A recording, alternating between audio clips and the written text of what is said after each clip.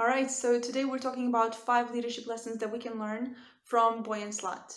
And if you haven't heard about him, he gave this TED Talk in 2012 where he explained the concept that oceans could clean themselves up. And essentially this has to do with the fact that with the ocean currents, plastic gathers in certain points in the oceans all around the world, and that we could use those currents in our favor.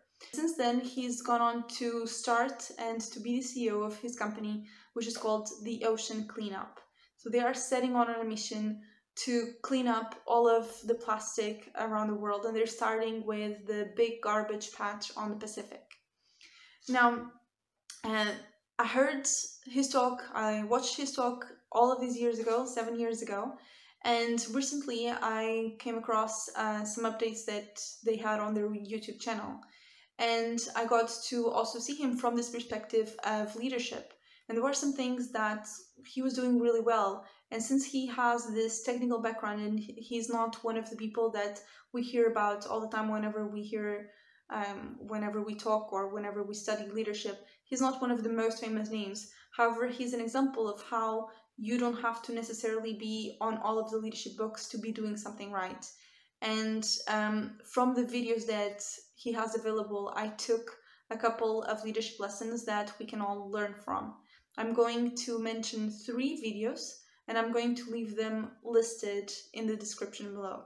The first video that I want to mention is one video where he is giving a reminder to his team. So he's having this small staff meeting, and he actually starts by saying, this is a reminder that we need.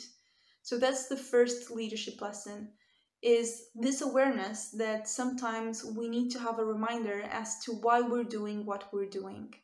And that's exactly the purpose of that meeting. So he comes in and he states exactly what the purpose of that meeting is. And it's just a quick reminder of why are they doing what they are doing. And then he proceeds to show some footage of some animals that obviously they suffer the consequences of having the oceans full of plastic. And after that, there's someone else from his team who explains exactly what was happening to those animals. Now, this is the second lesson, is that he knew it was important to remind ourselves about the purpose, the bigger idea, and he created the space for that. But at the same time, he allowed someone else to showcase that.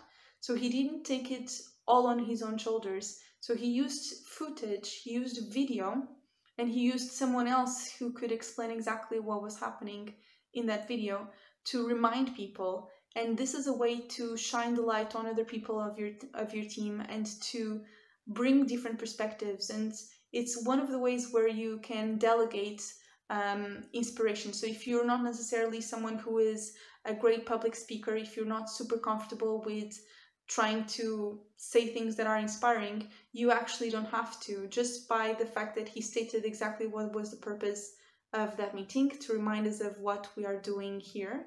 And then he had other ways that were not himself, that were beyond himself, that were external to himself, and he used that to remind people of their purpose of being there doing that work.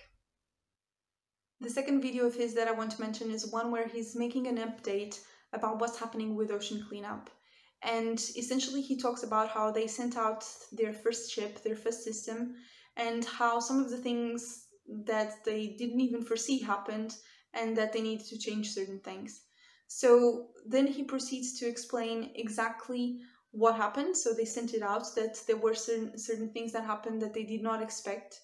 And then he proceeds to explain what was the process of coming up with new solutions, and that now they're going to deploy a solution for that problem that they encountered. Now, this is the third lesson. And the third lesson is that when you're communicating something that happened or a decision, sometimes it is important that we take people, the people that we're talking to, we take them through the process that we've been through as well. So just think about this. If you're making a decision, there are a lot of things that you wait in your mind before you're making that decision. So there's a lot of options that you weigh in, and then suddenly you decide to go in a certain way. if you just communicate your final decision, it might be that some other people don't really understand what happened there, what led you to that decision. And here he was explaining exactly that, they didn't foresee certain things that happened and exactly what they did with that.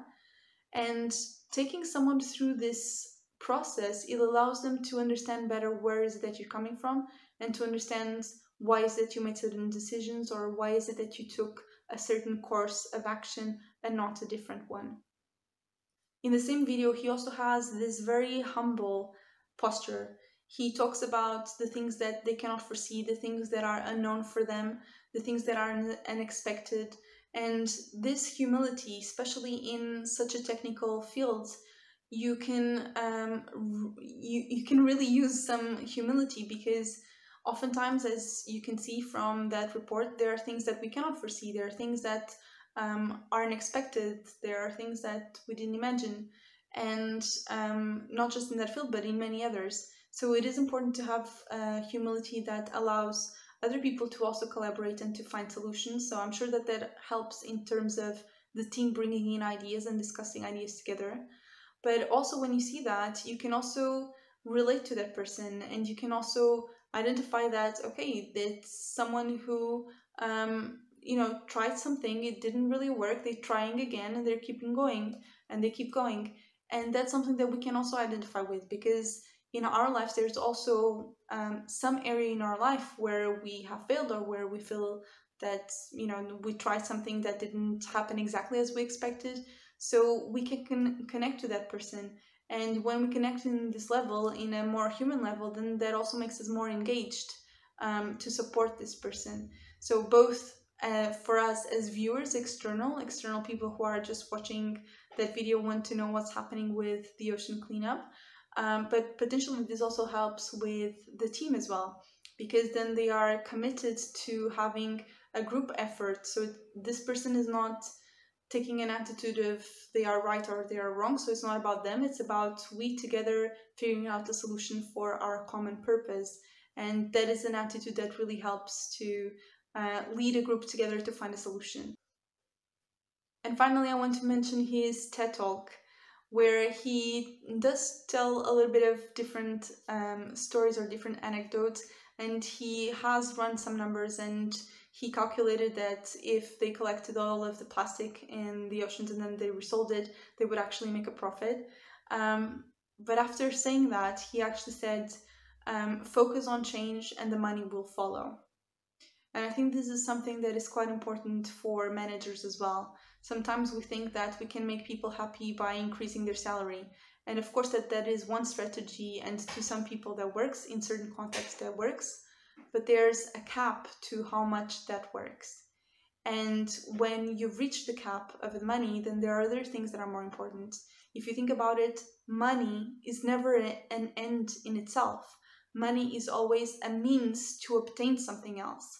So individually for people, money can be what allows us to provide for our family, what allows us to travel the world, what allows us to have a certain lifestyle. So money is a means to something. The same thing for the company. You want to focus on the purpose, because the people are not going to be working to generate, I don't know how many millions for the company. They are going to be there for the purpose and the impact that the company aims to have in the world. And focusing on that instead of these little things that are a little bit more mundane, that yes, are also important. But when you're focusing on leadership, when you're focusing on what is our purpose here, then look at something that is beyond the money. So look towards the end. Why do we want to have this revenue? Because it means that we have impacted these many lives, because it means that we have had this impact in the world. That's what we're looking for. And that's actually something that is coming up more and more when it comes to people management, is this question of belonging, having people feel that they belong to their company, and they belong to that company for social reasons, for the relationships that they have with their colleagues, and also for the mission and the vision that the company is aiming to achieve.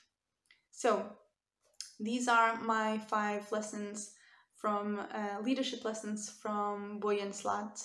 I hope that you got to know someone who is a different source of inspiration. It's not so talked about, but it's definitely a very good source of inspiration from the videos that I've watched. If you're interested in leadership development, I'm also going to leave the links in the description for our membership if you want to join. And if you're not prepared to join yet, then I will see you in the next time. Bye.